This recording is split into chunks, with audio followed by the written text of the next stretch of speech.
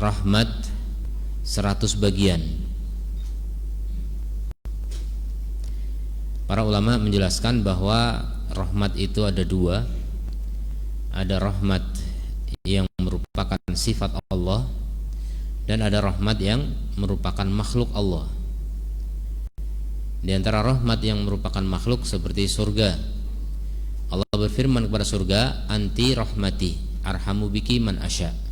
Kamu adalah rahmatku, aku menyayangi hamba-hambaku yang aku kehendaki. Aku menyayangi dengan kamu hamba-hambaku yang aku kehendaki.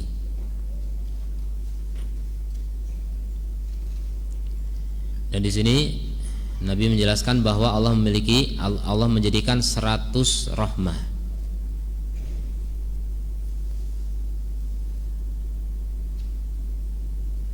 Fa'amsaka indahu, maka Allah tahan di sisinya 99 bagian darinya, 99%. Wa anzala fil ardi juz'an wahidan, 1% diturunkan di bumi. Famin dzalikal juz, maka dari satu bagian itu tatarahamu al khalaiku, makhluk-makhluk saling menyayangi. Jadi orang tua sayang anak, hewan sayang hewan yang lainnya juga, itu semuanya di antara bentuk dari rahmat Allah Subhanahu wa taala, di antara bagian dari rahmat Allah yang Allah ciptakan. Jadi di dunia, sepanjang dunia ada, dan seluruh makhluk yang mereka saling sayang menyayangi, itu hanya satu bagian dari rahmat Allah. Sementara 99 bagian Allah simpan di sisinya. Hatta tarfa'adda batu hafiraha, sampai binatang mengangkat kakinya an waladiha, dari anaknya, khasyata an yusibah antusibah, khawatir akan menginjaknya. Jadi hewan pun menyayangi anaknya, dan itu juga asar atau pengaruh dari rahmat Allah Subhanahu wa taala.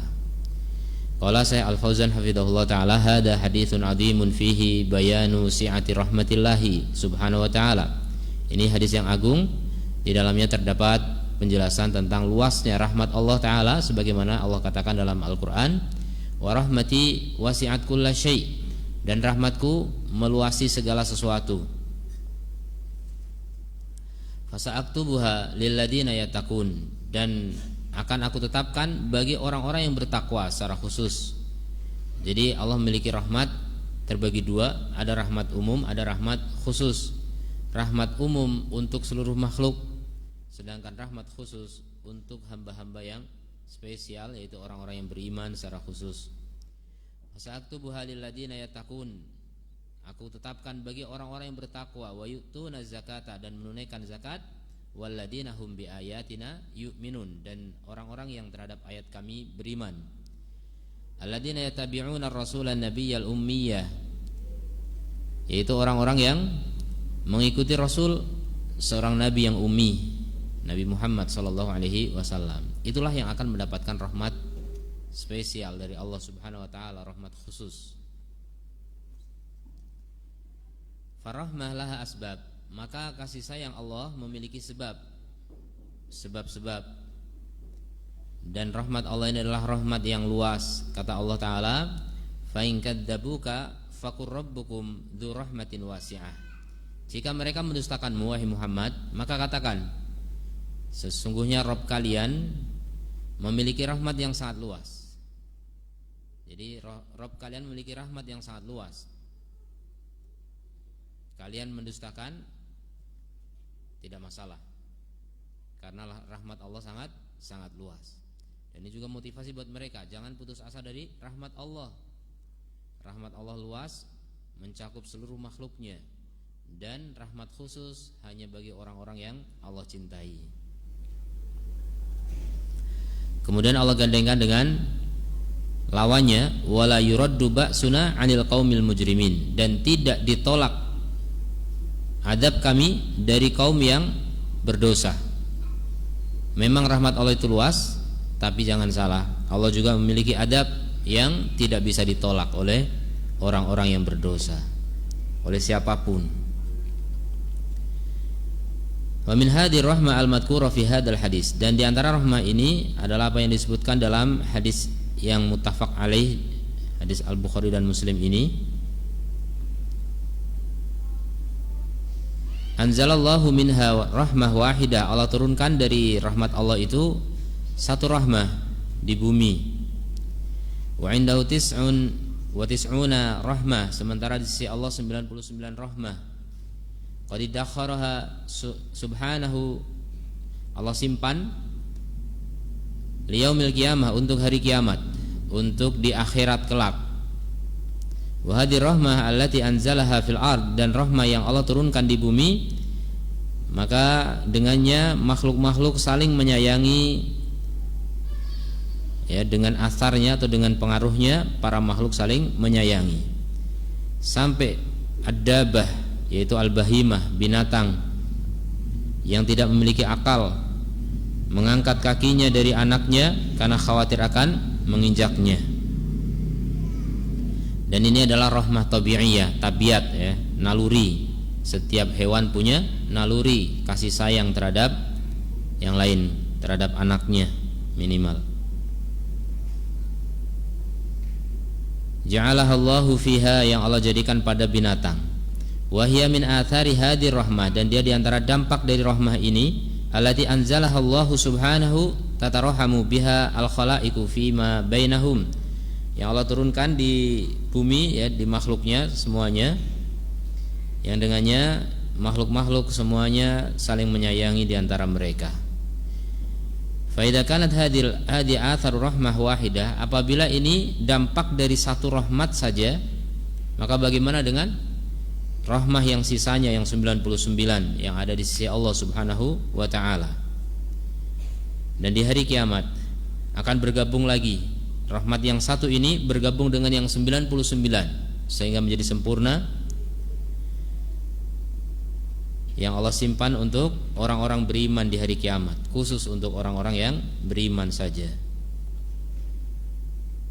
Litakuna mi'ah rahmah, sehingga menjadi 100 rahmat, yarhamu biha man yastahiqur rahmah, yang Allah menyayangi dengannya orang-orang yang berhak mendapatkan kasih sayang di antara hamba-hambanya, alladzina fa'alul asbab, yang mereka melaksanakan atau mengambil sebab-sebab al-mujibah, yang mengharuskan rahmat tersebut. Jadi rahmat memiliki sebab-sebab, sebagaimana disebutkan dalam ayat Al-A'raf tadi 156 157. Sebab rahmat apa?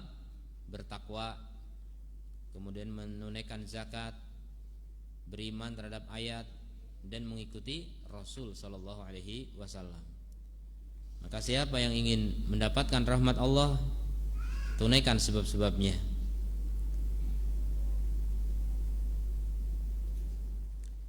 Jadi mereka orang-orang yang mendatangkan sebab-sebab yang berakibat rahmat Allah taala di dunia ini. Mereka bertobat, beristighfar, inabah, rujuk kepada Allah, dan memperbaiki amal-amal mereka. Maka hadis ini di dalamnya terdapat sifat Allah Subhanahu wa taala, yaitu sifat rahmah. Wa ana rahmah azimah, dan bahasanya dia adalah rahmat yang agung. Anallaha ta'ala yarhamu fid dunya, Allah menyayangi makhluknya ketika masih di dunia, akan tetapi rahmatnya di akhirat jauh lebih besar, 1:99. Namun wallahu a'lam, ya, ini hanya angka pendekatan saja, sebenarnya nggak bisa dibandingkan. Karena apa? Di akhirat Allah menyayangi makhluknya selama-lamanya, dan lama itu, abadi itu nggak bisa diwakili dengan angka apapun, ya, tak terbatas. Sehingga 99 ini hanya pendekatan. Kemudian faman lam tasahu rahmatullah, maka orang yang tidak dijangkau oleh rahmat Allah yang luas itu, fa inna khasirun la khaira fi, maka dia orang yang rugi, enggak ada kebaikan padanya.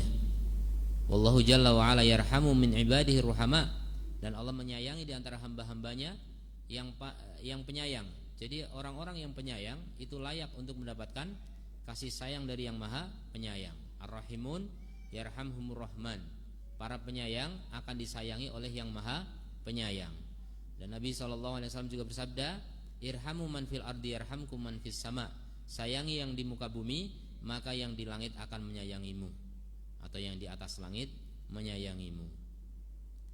Nabi SAW bersabda, mathalul mu'minina fi tawadihim, permisalan orang-orang beriman dalam cinta mereka, wa tarahumihim, dan kasih sayang mereka, wa ta'atufihim, dan kelembutan mereka, kasih sayang juga, mithlul jasadi idashtaka, adalah seperti satu badan apabila mengadu minhu udun, jika satu anggota badan mengadu sakit, tada'ala usairul jasadi, maka seluruh badan akan merasakannya, bisa hari wal huma, dengan begadang dan demam. Fa idza tarahamu rahimahumullah, apabila mereka saling menyayangi, rahimahumullah, Allah akan menyayangi mereka. Famin muqtada hadzal hadis, maka diantara konsekuensi hadis ini, dzukira anna asbab rahmatillahi ta'ala, disebutkan bahwa sebab-sebab rahmat Allah Ta'ala innama tansha'u min tarahumil ibadi fima bainahum, itu muncul karena apa? Saling menyayangi diantara hamba-hamba. Jadi hamba-hamba saling menyayangi, akan datang rahmat Allah Subhanahu wa Ta'ala. Ini juga sebagaimana ditegaskan dalam hadis, wallahi la tadkhulul jannah, demi Allah kalian enggak akan masuk surga hatta tu'minu, sehingga kalian beriman, walam tu'minu hatta tahabu, dan kalian enggak bisa beriman sampai kalian saling mencintai. Jadi memang siapa yang ingin dapat kasih sayang dari yang maha penyayang harus menjadi orang yang penyayang kepada sesamanya. Bahkan enggak cuma sesamanya manusia, termasuk kepada hewan, ya. Kasih sayang kepada seekor anjing bisa menyebabkan ampunan Allah, sementara memenjara kucing bisa menjadi sebab kemurkaan Allah Subhanahu wa Ta'ala. Maka hewan-hewan pun layak untuk kita sayangi. Para penyayang hewan siap-siap masuk surga insyaallah kalau didasari iman, ya. Tapi jangan lebih sayang hewan daripada istri, ya. Sebagian suami-suami lebih sayang sama burungnya daripada istrinya, ya. Burungnya pagi-pagi sudah dimandikan, ya, diperhatikan, diawasi terus. Perhatiannya luar biasa kepada burung yang suka burung itu. Istrinya belum tentu dimandikan, ya. Bisa mandi sendiri. Kemudian hadis berikutnya, hadis ke-12, wali Muslim maknahu, dalam riwayat Muslim semakna dengan itu dari hadis Salman. Dan di dalamnya ada tambahan, kullu rahmatin tibaqa ma baina sama'i wal ard. Setiap rahmat itu setebal antara langit dan bumi. Jadi ini kalau wallahu alam, ini apakah ini perumpamaan atau ini hakikat, ya? Ini perkara gaib, kita enggak tahu. Rahmatnya itu tebalnya jarak langit dan bumi. Karena banyak hal yang kita nggak bisa ngelihat, ya. Ini perkara gaib, kita nggak ngelihat. Kasih sayang itu gaib. Atharnya, dampaknya yang dohir, seperti hujan. Hujan itu rahmat Allah, tapi bukan hujannya. Artinya apa? Itu dampak dari rahmat Allah. Kalau Allah menyayangi wilayah tertentu yang kekeringan, dikasih hujan. Itu kasih sayang Allah Subhanahu wa Ta'ala. Atharnya adalah hujan. Kemudian hujan menumbuhkan tanaman, kemudian bisa menjadi bahan makanan, menumbuhkan atau menjadi hewan-hewan yang bisa berkembang biak, sehingga manusia bisa mengambil faedah dari rizki Allah Subhanahu wa Ta'ala. Kemudian, dan di dalamnya juga ada tambahan, faida kana yaumul qiyamah, jika hari kiamat kelak, kammalaha bihadhir rahmah, Allah sempurnakan yang 99 rahmat tadi dengan rahmat yang satu itu. Jadi yang satu yang di bumi digabung lagi dengan yang di sisi Allah Ta'ala. Alhamdulillah. Qala Syekh Al-Fauzan hafizahullah ta'ala, fil hadis bayanu mada si'ati kulli rahmatin minal mi'ah rahmah. Dalam hadis ini terdapat penjelasan tentang luasnya setiap rahmat. Dari 100 rahmat itu masing-masing apa?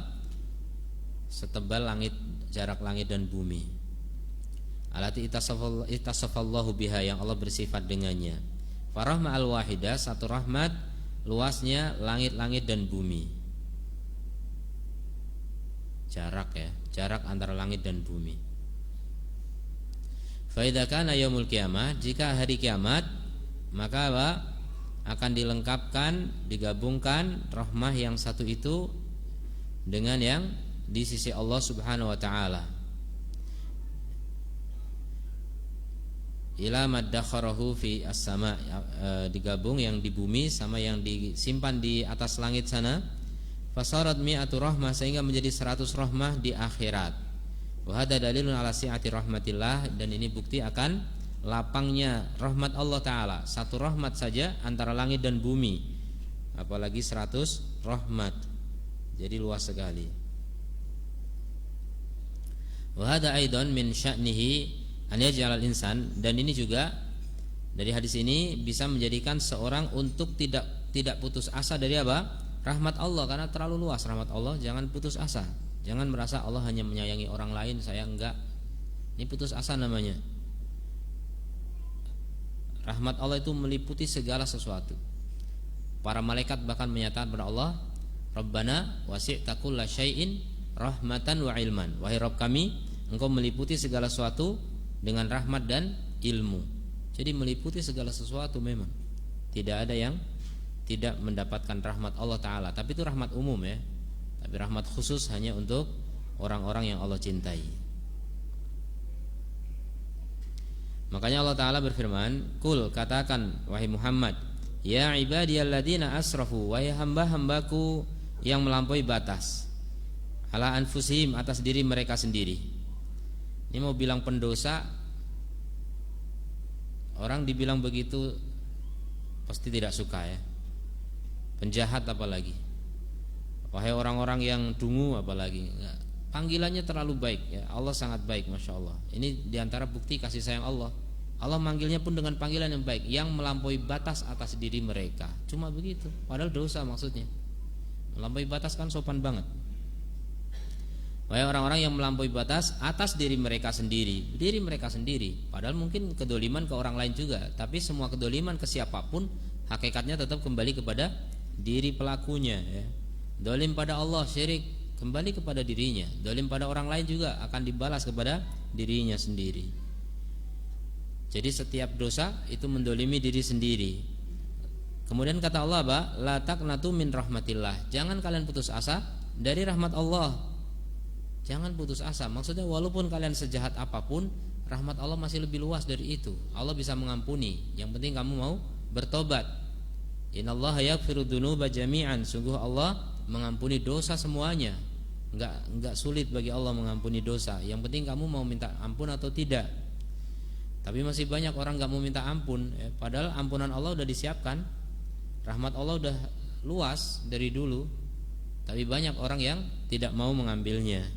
Ya salah siapa? Salah mereka sendiri, salah manusia sendiri. Makanya ini sudah dipanggil oleh Allah begitu, dengan panggilan yang baik, panggilan yang menyenangkan mestinya. Tidak bikin orang putus asa ini panggilannya. Wahai para durjana, sakit hati, gak mau orang dipanggil begitu. Ini panggilan yang menunjukkan kasih sayang Allah Ta'ala. Memang rahmat Allah itu sangat luas. Wa qala ta'ala ala lisan Ibrahim. Kemudian Allah juga berfirman melalui lisan Ibrahim al-Khalil alaihi salatu wassalam, qala wa may yaqnut min rahmati rabbih illa dhallun. Ibrahim berkata, dan tidaklah seseorang putus asa dari rahmat Rabb-nya kecuali orang-orang yang sesat. Jadi yang putus asa dari rahmat Allah hanya orang yang sesat. Kemudian juga Allah berfirman melalui lisan Yakub alaihissalam, wala tayasu min rauhillah. Jangan kalian putus asa dari rahmat Allah. Rauh ini maknanya ada beberapa tafsiran ya. Di antaranya adalah rahmat Allah. Jangan putus asa dari rahmat Allah. Innahu la yayasu min rauhillahi. Sungguhnya tidak ada yang putus asa dari rahmat Allah illal qaumul kafirun, kecuali kaum yang kafir. Jadi yang putus asa itu tinggal orang-orang kafir saja. Orang beriman harusnya tidak putus asa. Kalau putus asa, golongan kafir jadinya. Naudzubillah min dzalik. Wa fi hadzal hadis, maka dalam hadis ini wa ma jaa bi ma'nahu minal ahadits, dan yang semakna dengannya dari hadis-hadis yang lain dan juga ayat yang mulia, terdapat penjelasan bahwasannya tidak dibolehkan bagi seorang muslim untuk putus asa dari rahmat Allah Subhanahu wa taala. Walaupun sebesar apapun dosanya, sungguhnya dia hendaknya tidak putus asa dari kembali kepada Allah Subhanahu wa taala dengan taubat, inabah, dan jangan meyakini bahwasanya Allah tidak bisa mengampuni dia. Allah enggak bakal mengampuninya. Wa la yatruka taubah, dan jangan tinggalkan taubat. Wa yai'asu mir rahmatillah, dan jangan putus asa dari rahmat Allah. Bal alaihi an yatuba, bahkan wajib atasnya bertaubat, kemudian berharap rahmat Allah bagaimanapun dosanya dan bagaimanapun maksiatnya. Fa idza taba minha taballahu alaihi, jika dia bertaubat dari maksiatnya, Allah akan memberi taubat kepadanya. Wa kanal musyrik wal kafir wal munafik waz zani wasarik wakada, demikian juga orang musyrik, orang kafir, munafik, pezina, pencuri, peminum khamar, pemakan riba, semuanya jangan putus asa. Ya, mereka semuanya kalau bertobat Allah akan terima tobatnya, Allah akan ampuni. Allah berfirman, "Qul ya ibadiyalladzina asrafu ala anfusihim la taqnatu mir rahmatillah. Innallaha yaghfiru dzunuba jami'an. Innahu wal ghafurur rahim." Maka kewajiban berikutnya, wa anibu ila rabbikum, inabahlah kepada Rabb kalian, wa aslimulah, dan berserah dirilah kepadanya. Itu kalau ingin mendapatkan rahmat Allah. Inabah, Islam, pasrah, menyerah. Walakin yang bagi, akan tetapi semestinya bagi seseorang Allah yattaqila ala si'ati rahmatillah, tidak boleh bersandar kepada luasnya rahmat Allah. Wabitali yatahawanu bil ma'asi.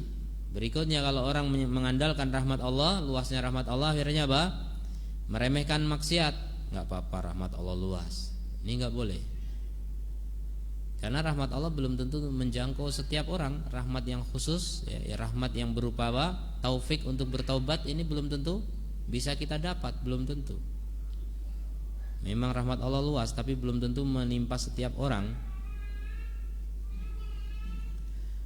Fakama anna Allah azza wa jalla wasi'ul maghfirah, maka sebagaimana Allah itu luas sekali ampunannya, maka Allah juga syadidul iqab, sangat keras hukumannya. Jangan salah ya, makanya Allah gandengkan tadi, faqur rabbukum du rahmatin wasi'atin, katakan Rabb kalian memiliki rahmat yang luas, wala yuraddu ba'suna 'anil qaumil mujrimin, tapi hukuman kami tidak bisa ditolak dari kaum yang pendosa. Kemudian dalam ayat Ghafir Allah berfirman, Ghafirid dzambi wa qabilit taubi syadidil iqabi, pengampun dosa yang menerima taubat dan keras siksaannya, keras hukumannya. Fa'alal insan alla yatasahala fi amalil ma'asi, maka wajib atas setiap orang untuk tidak meremehkan dalam melakukan maksiat. Bahkan wajib atasnya untuk bertakwa kepada Allah dan takut dari adab, sebagaimana berharap rahmat. Kalau orang berharap rahmat, maka dia takut dari adab. Ada harapan, ada khauf, takut. Fal jam'u bainal amrayni huwal matlub, maka menggabung antara dua perkara ini itulah yang dituntut, antara takut dan harapan. Takut dari adab Allah, maka tidak takut dari putus asa, tidak takut yang sampai membuat dia putus asa dari rahmat Allah. Ini ketakutan yang berlebihan, enggak boleh.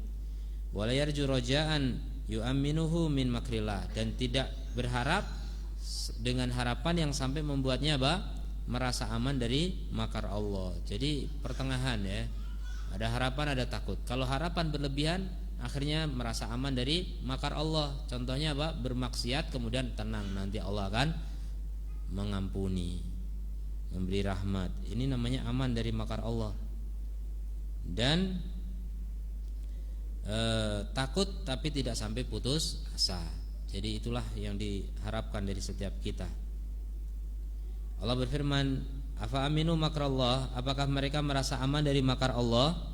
Fala ya'manu makrallahi ilal qaumul khasirun, maka tidak merasa aman dari makar Allah kecuali kaum yang merugi. Wa kama annallaha wasi'ur rahmah wal maghfirah, maka sebagaimana Allah itu luas rahmat dan ampunannya, fa innahu kadzalika syadidul iqab, maka demikian juga Allah itu sangat keras siksanya.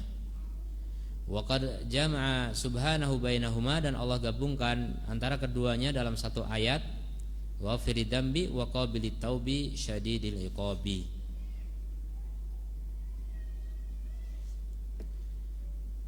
Wa inna rabbaka ladu maghfiratin linnasi ala dzulmihim, sungguhnya Rabb kamu benar-benar memiliki ampunan bagi manusia atas kedoliman mereka.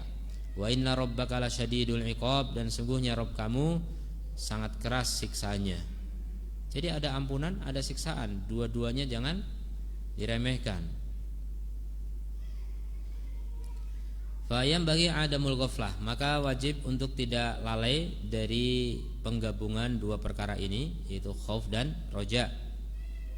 Fala yughallib ahaduhuma, jangan melebihkan salah satu dari keduanya terhadap yang lain.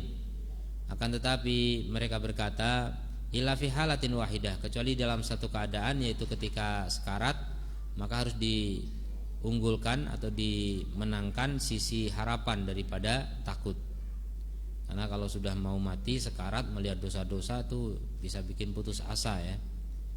Nabi bersabda, la yamutanna ahadukum illa wa huwa yusinu dzan billah, jangan mati salah seorang dari kalian kecuali dia harus berbaik sangka kepada Allah Ta'ala. Baik sangka berarti menganggap Allah akan mengampuni dosanya, baik sangka. Kalau dia menganggap Allah gak bakal mengampuninya, ini buruk sangka ya. Jadi teruslah berharap ampunan Allah, terutama di detik-detik terakhir kehidupan. Faidha ma'ajazal abdu, apabila hamba almar'u, apabila seorang lemah anil amal, dari amal, wahdarahul maut, kemudian datang kepadanya kematian, sudah enggak bisa beramal, maka dia harus mengunggulkan sisi harapan. Jangan mengunggulkan sisi takut, atau menyeimbangkan pun jangan. Jadi harus dilebihkan sisi harapannya. Amma wa innahu madama ala qaidil haya, adapun kalau dia masih di dalam ikatan kehidupan ya, masih belum sekarat, wa kana mutamakkinan minal amali shalih, dan dia memungkinkan untuk beramal soleh dan melepas diri dari dosa-dosa dan maksiat, maka dia harus seimbang antara takut dan harapan. Waraja al-mahmud, dan harapan yang terpuji, huwaladzi la ya'manu bihi sahibu, adalah harapan yang tidak membuat aman pemiliknya dari murka Allah Ta'ala dan hukumannya. Dan takut yang terpuji adalah takut yang tidak membuat pemiliknya putus asa dari rahmat Allah. Jadi itulah pertengahan namanya. Hadis yang ke-13 dari Anas radhiyallahu anhu qala Rasulullah sallallahu alaihi wasallam, innal kafira idza amila hasanah, seorang kafir jika mengamalkan kebaikan, ut'ima biha tu'matan fid dunya, diberi makan dengan sebab kebaikan itu satu makanan di dunia. Jadi ada ganjaran, tapi ganjarannya hanya di dunia. Orang kafir yang baik hati, orang kafir yang jujur, ada ganjarannya, tapi sebatas di dunia. Wa amal mu'min, adapun mukmin, fa innallaha yaddakhiruhu lahu hasanati, maka Allah simpan justru baginya kebaikan-kebaikannya. Makanya banyak orang beriman tapi hidupnya susah karena belum dibalas sekarang ya. Disimpan oleh Allah kebaikan-kebaikannya di akhirat. Wa yuqibuhu rizqan, kemudian disusulkan dengan rizki di dunia ala taatihi, atas ketaatannya. Ada juga ya balasan di dunia sedikit, yang disimpan di akhirat jauh lebih besar. Jangan berharap banyak ya untuk dunia ya. Kalau ada orang rajin sholat tahajud biar rizkinya lancar, itu bahaya ya. Dia lebih banyak berharap dunia daripada derajat di sisi Allah. Ini bahaya malah. Itu kesyirikan ya, syirik asghar. Orang yang beramal dengan tujuan dunia. Qala Syekh Fauzan al-Hafidhahullah taala, Hadis tadi riwayat Muslim ya. Wa fi hadzal hadis bayanul farq bainal muslim wal kafir. Hadis ini menjelaskan perbedaan muslim dan kafir. Dari segi sesungguhnya orang kafir apabila beramal kebaikan di dunia, bi an at'ama ja'ian, ya, dengan memberi makan orang lapar misalnya, atau memberi pakaian orang yang enggak punya pakaian, atau memberi minum orang kehausan dan lain sebagainya dari kebaikan. Ada khilaf fi babil ihsan, yang masuk dalam kategori ihsan, ya, berbuat baik kepada orang lain. Fa innahu wa in kana hadzal amal min kafir, sungguhnya walaupun ini amal dari orang kafir, yang orang kafir itu enggak punya pahala, maka sungguhnya Allah Azza wa Jalla la yudayyi'u amalal amilin. Allah enggak menyanyiakan amalan seorang yang beramal walaupun kafir. Artinya tetap ada balasan, tapi sayangnya cuma di dunia karena enggak punya iman. Walihada fa innahu subhanahu yu'ajjilu lahu jazaa'a. Oleh karena itu Allah menyegerakan baginya balasannya di dunia. Jadi jangan ingin berharap balasan dunia, karena itu orang kafir yang begitu ya. Seorang mukmin harapannya adalah akhirat. Tapi bonus Allah kasih juga dunia. Yang berharap akhirat dunia dapat. Yang berharap dunia akhirat enggak dapat. Fayu'ta biha tu'matan fi hadid dunya. Jadi diberi makan di dunia. Imma bi an yutila fi umrihi, atau tu'mah ini tidak sekedar makan, pokoknya rizki ya, diberi rizki di dunia. Ya bisa berupa dipanjangkan umurnya, atau diluaskan rizkinya, atau yang lain sebagainya dan lain sebagainya dari kemaslahatan kehidupan dunia. Karena Allah Subhanahu wa taala tidak mendolimi siapapun. Maka inilah yang dimaksud dengan sabda Nabi tadi. Adapun mukmin, fa innahu idza amila al hasanat, kalau dia beramal kebaikan, sungguhnya Allah akan mengumpulkan baginya antara kebaikan dunia dan akhirat. Maka disimpan baginya kebaikan-kebaikannya di akhirat. Lianna jazaa'al akhirah khairun wa ahsan, karena balasan akhirat jauh lebih baik dan lebih bagus. Wala yuhrimuhu aidan minal jazaa' fid dunya, tapi Allah juga tidak menghalanginya dari balasan di dunia, tetap dapat dunia, cuma yang di akhirat jauh lebih besar. Bal yu'ajjilu lahu syai'an minal jazaa, tapi disegerakan baginya sedikit sebagian dari balasan di kehidupan dunia, berupa lapangnya rizki, kesehatan, kesejahteraan dan lain sebagainya. Maka Allah Subhanahu wa taala memberi kepada seorang mukmin atas kebaikan-kebaikannya di dunia dan di balasannya di dunia dan di akhirat. Akan tetapi Allah Subhanahu wa taala memberinya di akhirat lebih banyak dari apa yang Allah berikan di dunia. Wa hadza bi khilafil kafir, ini berbeda dengan kafir. Fa inna Allah yu'tihi fid dunya, hanya diberi di dunia. Wa amma fil akhirah fa innahu subhanahu yuhrimuhu. Adapun di akhirat orang kafir enggak punya pahala sama sekali. Diharamkan oleh Allah dari rahmatnya dan surganya. Hadza ma yadullu alaihi al-mafhum minal hadis. Ini logika sebaliknya dari hadis itu. Wa fil hadis kadzalik, dan dalam hadis ini juga terdapat penjelasan tentang luasnya karunia Allah Subhanahu wa taala, sehingga mencakup musuh-musuh Allah, yaitu orang kafir. Orang kafir pun dapat karunia ya, balasan dari Allah taala, tapi cukup di dunia saja. Allah Subhanahu yarzuquhum, Allah memberikan rizki kepada mereka, wa yun'imu alaihim, dan beri nikmat kepada mereka di dunia ini. Wa yusihu abdanahum, Allah menyehatkan badan mereka ya walaupun sakit juga. Wa hadzal kulluhu min ihsanihi, semua ini adalah bentuk kebaikan Allah dan karunia-Nya. Maka jangan minta disegerakan hukuman ya. Fala yu'ajiluhum bil uqubah, jangan minta agar Allah menyegerakan hukuman untuk orang kafir. Biarin aja orang kafir senang-senang di dunia, ini surganya mereka ya. Tapi nanti di akhirat tidak tersisa kecuali siksa selama-lamanya.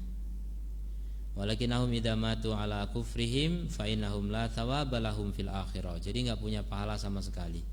Yang punya pahala hanya orang yang masih tersisa imannya, masih memiliki iman yang dibawa mati. Ya, sampai di sini. Subhanakallahumma wa bihamdika asyhadu alla ilaha illa anta astaghfiruka wa atubu ilaik. Assalamualaikum warahmatullahi wabarakatuh.